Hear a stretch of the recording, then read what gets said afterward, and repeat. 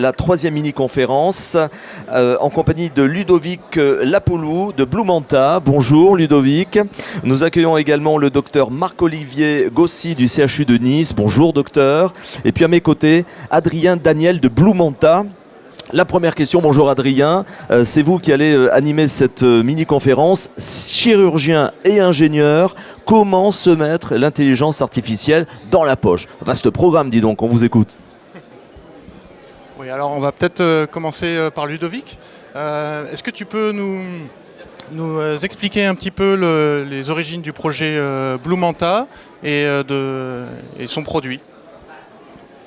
Donc oui, le projet Bluemeter, en fait, qui est aussi le nom de notre solution, en fait démarre à partir de questions de membres de notre entourage qui avaient un problème pratique dans leur quotidien. Ces personnes sont des infirmiers, MPR, donc médecine de la physique et de la réadaptation, et une pharmacienne pour qui un des éléments au quotidien, c'est de prendre des mesures avec un mètre à ruban pour des besoins variés qui sont pendant leur consultation, pour suivre un patient, mais aussi pour commander une orthèse, une attelle.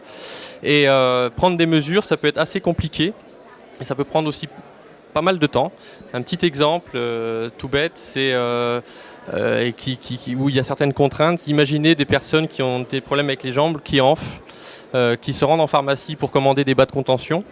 Et quand la personne se présente à la pharmacie, en fait, c'est déjà un petit peu tard, la jambe a déjà gonflé, il aurait fallu faire la mesure avant. Donc le pharmacien renvoie la personne en lui disant non, il faut depuis chez vous réussir à vous prendre seul la mesure.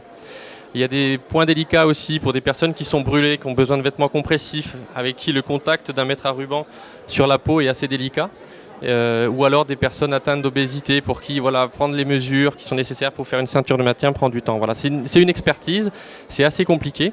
Et ces personnes de notre entourage, connaissant notre expertise et nos compétences, sont venues à nous en nous disant « mais est-ce que vous sauriez apporter une solution ?» Et c'est sur quoi on s'est penché, à leur amener une solution qui marcherait sur un téléphone mobile pour extraire des mesures de manière automatique. Donc au démarrage, ce que l'on a fait, c'est on a complété leurs points en menant une enquête auprès de 10 praticiens de santé de spécialités différentes pour bien comprendre le besoin, bien cerner le problème. De ces interviews aussi, nous avons conçu une première preuve de concept où on avait conçu à partir d'un téléphone mobile une caméra externe que l'on connectait et qu'on utilisait pour extraire ces mesures de manière automatique et ensuite montrer cela aux praticiens et leur dire voilà, est-ce que ça vous convient, est-ce que c'est convaincant, est-ce que c'est l'outil que vous voudriez. Voilà, ça nous a servi de démonstrateur.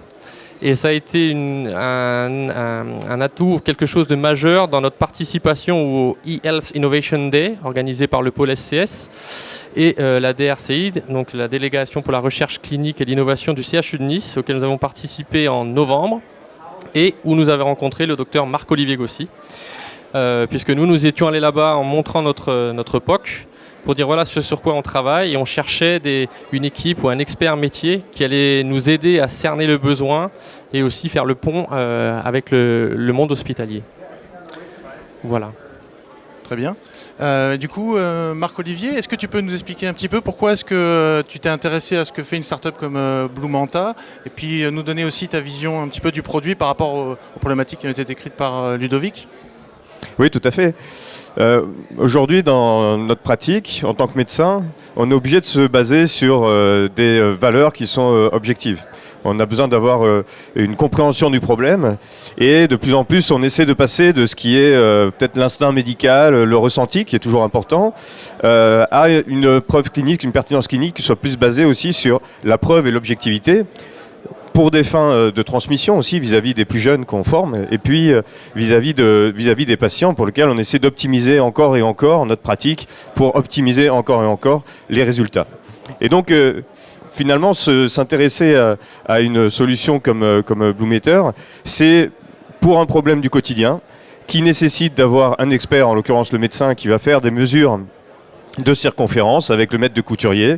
Ces mesures, elles sont chronophages, elles prennent du temps, mais elles sont spécialisées. Le patient ne peut pas le faire lui-même et ne peut pas être autonome dans sa prise de mesure. Et donc, on a besoin d'avoir cette mesure qui est objective, on a besoin d'avoir aussi une preuve clinique que ça fonctionne, et on y reviendra aussi, et enfin on a besoin que ce soit pratique, parce que, et en particulier en chirurgie, on est toujours en train de bouger, on est dans un service, on est au bloc opératoire, on est aux consultations, et on a besoin d'avoir des choses qui soient portables, voire ultra portables, et qui nous permettent finalement d'avoir une qualité de prise de mesure qui soit aussi bonne que celle qu'on ferait à la main, et plus rapide.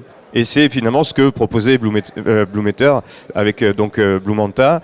Et c'est pour ça que ça m'a séduit et que je me suis intéressé à ce projet, parce que en fait, il faut qu'on se simplifie la vie.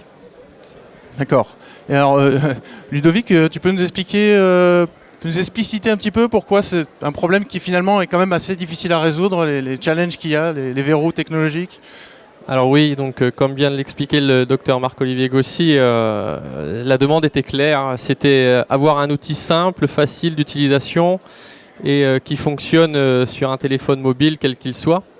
Donc je me souviens des discussions au tout début quand nous avons échangé ou quand on a montré notre preuve de concept avec une caméra externe connectée. Donc le docteur Marc-Olivier Gossy nous a dit non, ça c'est pas acceptable, je me vois pas utiliser ça au quotidien, c'est un matériel additionnel à acheter, voilà, c'est complexe. Donc le challenge était haut et pour l'illustrer un petit peu, nous ce que l'on souhaite faire, ce qu'on a besoin de faire, donc c'est extraire un maillage. Donc on doit extraire le maillage du corps du patient, et ce juste avec un téléphone mobile, juste à partir de photos. Donc ce maillage, pour être exploitable, il faut qu'il soit de bonne qualité. Il ne faut pas qu'il y ait de trous, il ne faut pas qu'on se retrouve avec des trous sur ce maillage. Il ne faut pas qu'il manque des parties, un bras, une main, parce qu'il y a eu un mouvement du patient. Il faut être robuste à ça. Donc la qualité du maillage est un premier challenge. Un deuxième challenge, c'est qu'on part juste de photos, information 2D, et nous on veut reconstruire une information en 3 dimensions. Donc ça c'est un deuxième challenge. Un autre challenge aussi, c'est qu'on a un protocole très peu contraint. Le docteur Marc-Olivier Gossy a parlé de simplicité, rapide à utiliser, donc ça veut dire qu'il ne faut pas imaginer avoir un setup complexe, il faut que ça aille vite et que ce soit simple. Donc laisser de la flexibilité, ça veut dire que en gros, on dit au patient, il peut bouger, il peut se placer devant le téléphone, ou c'est le praticien qui va se déplacer. Tout ça, ce sont des degrés de liberté qui rendent la captation très très compliquée d'un point de vue technologique. Et enfin, un autre point, c'est si on veut extraire des mesures de manière automatique, eh ben, des experts tels que le docteur Gossy savent se placer, où placer le mètre de couturière, où il faut, sur une morphologie quelle qu'elle soit, et que peu importe la posture du patient, en fonction de sa maladie, il n'est peut-être pas disposable comme on le souhaite. Lui, il sait exactement se placer. Nous, c'est l'intelligence, elle doit être capable de le trouver tout seul, ces points. Donc voilà, donc, pour résoudre ça, nous n'avions pas d'autre choix que de faire appel aux techniques de l'intelligence artificielle. Voilà. D'accord. Alors, attends, tu peux garder le micro parce que pour revenir un peu à la relation entre Blumanta et le docteur Gossy, est-ce que tu peux nous expliquer un peu la forme de collaboration qu'il y a aujourd'hui? Ah oui. Alors en fait, Blumanta à la base, nous on est ce qu'on appelle une deep tech, donc dans l'intelligence artificielle, et vouloir aller dans la santé sans avoir des experts du domaine, sans faire le pont avec le monde du médical, c'est impossible. On ne peut pas devenir une medtech sans s'entourer d'experts terrain qui vont nous permettre de comprendre le monde hospitalier, qui vont amener l'expertise terrain, mais aussi la connaissance du monde hospitalier. Il faut réaliser cette fusion en fait. Donc rapidement, ce que nous avons fait, c'est nous avons invité le docteur Gossy à rejoindre notre conseil scientifique. Voilà, la forme de collaboration que nous avons proposée et mise en place ensemble. D'accord. Et Marc-Olivier, tu peux un peu nous décrire ce que ça t'apporte à toi de travailler avec une start-up comme Blumanta et aussi ce que ça apporte au CHU de Nice? Oui, tout à fait. Alors, comme l'a très bien dit Ludovic Lepoulou, en fait, c'est toujours une histoire qui embarque majoritairement plusieurs personnes. On a la technologie qui est issue des ingénieurs, on a finalement le business, parce qu'à un moment donné, il va falloir que ça marche, il va falloir que ça soit diffusé, il va falloir qu'on comprenne quels sont les besoins, les enjeux. Et puis après, il y a le skipper, hein, c'est un petit peu celui qui va guider dans un monde un peu inconnu la solution. Et là, c'est le médecin qui aussi rentre en jeu et va accompagner tout le monde en disant il faut aller par là, parce qu'on a tel besoin et parce que les choses sont plus intéressantes de ce côté-là que de l'autre côté, et comprendre quels sont les impératifs. Alors travailler avec des solutions et startups, c'est très motivant et c'est un gros challenge aussi, parce que on sait que c'est là qu'on va pouvoir avoir une influence finalement et finalement créer, projeter et concrétiser la vision qu'on a de la pratique de la santé qu'on aura dans le futur. Hein. On a encore, j'espère, une carrière devant moi et donc je me dis, demain j'ai envie de travailler avec un outil comme ça, parce que ça va me simplifier la vie, que je vais pouvoir l'embarquer sur moi, que je vais pouvoir finalement même demander au patient ensuite de pouvoir l'utiliser chez lui pour le suivi. Donc on est sur des logiques de télétravail, d'accès dans des zones avec un déficit de médecins, dans les déserts médicaux. On est sur aussi toute cette logique d'infirmier de pratique avancée aussi, qui peut aussi se saisir de ce système. Donc on a vraiment cet intérêt-là et ça rentre aussi dans cette logique. On parle du plan Élan 2022, de sortir le patient et le médecin des murs de l'hôpital, c'est-à-dire de projeter le recueil d'informations en dehors de l'hôpital et d'apporter l'expertise médicale aussi en dehors et au contact direct du patient. C'est-à-dire que de plus en plus l'hôpital va vers le patient et de moins en moins le patient vient vers l'hôpital comme centre où tout peut se faire. Voilà. D'accord. Question pour Ludovic. Où en est le produit aujourd'hui de Bluemanta? Alors aujourd'hui, Bluemeter, c'est un outil qui est capable de faire le scan corps entier. Donc c'est utilisable sur n'importe quel téléphone, sur n'importe quel smartphone, avec une simple caméra. Donc c'est un outil qui est facile d'utilisation. Il n'y a pas du tout besoin de calibration ou de système à installer autour du patient. Ça fonctionne juste avec le téléphone. C'est rapide, en 15 secondes on fait les 4 photos. Pas besoin d'expertise puisque toutes les mesures qui sont nécessaires aux praticiens sont déjà précalculées, automatisées, donc rendues automatiquement.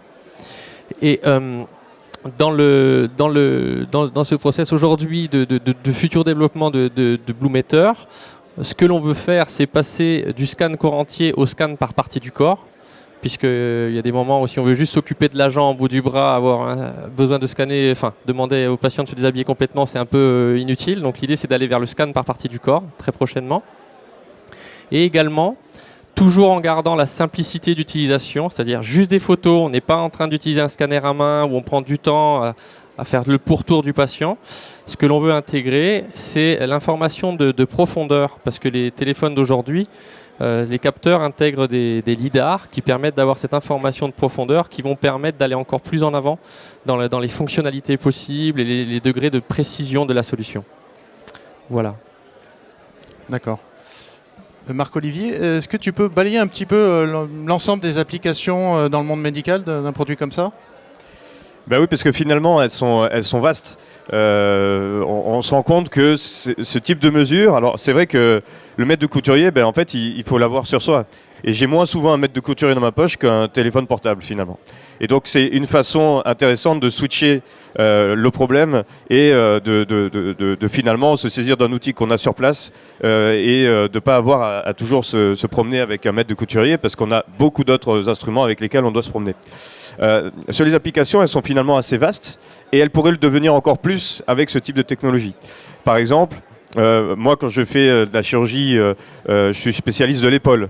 Et donc, quand je fais une chirurgie de l'épaule, sur le suivi de la reprise du deltoïde, qui est le muscle qui permet en particulier l'abduction de l'épaule, eh bien, j'avais pas d'informations ou difficilement ou moins parcellaire de la récupération. Et ça va me permettre de voir la circonférence du deltoïde, peut-être même un jour le volume, qui permet à moi d'avoir un facteur objectif de récupération.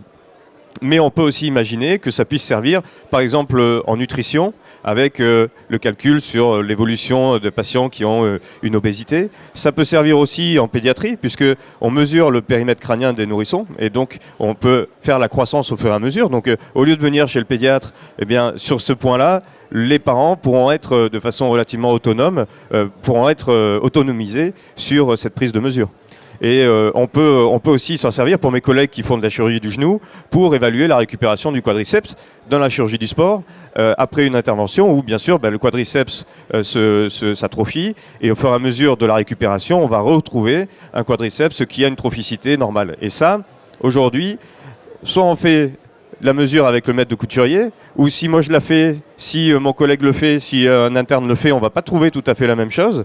Ça fait que si on standardise la prise de mesure avec des outils qui ont été démontrés pertinents d'un point de vue clinique et qui sont fiables et reproductibles, eh bien je vais avoir finalement la même mesure pour tout le monde et je suis certain qu'avec cet appareil-là, je vais avoir une mesure que je peux utiliser pour faire mon diagnostic et le suivi et puis éventuellement aller voir le kiné avec. Donc le champ des possibles, il est très intéressant pour déjà faire la même chose au moins que ce qu'on fait aujourd'hui et en plus dans le futur travailler plus sur du volume, sur de la surface et donc finalement trouver de nouveaux paramètres qui nous permettent d'évaluer les résultats chirurgicaux.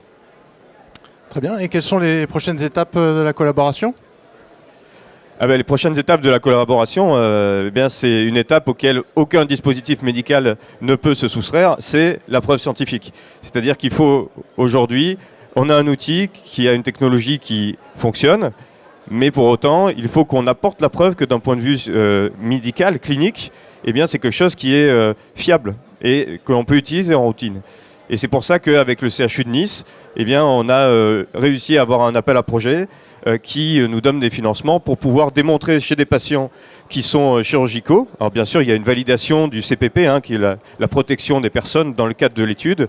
On a réussi donc à obtenir une étude qui va débuter aussi prochainement sur la validation de ce dispositif. Et j'espère que ça confirmera l'efficacité du logiciel. Une dernière question pour Ludovic. Quelle est la suite pour Blumanta ? Alors Blumanta, aujourd'hui, nous sommes dans un processus de levée de fonds. L'idée, c'est de pouvoir accélérer les développements par rapport aux fonctionnalités qu'on a citées, mais aussi la mise sur le marché. Voilà, après, je ne sais pas s'il y a des questions, on peut répondre.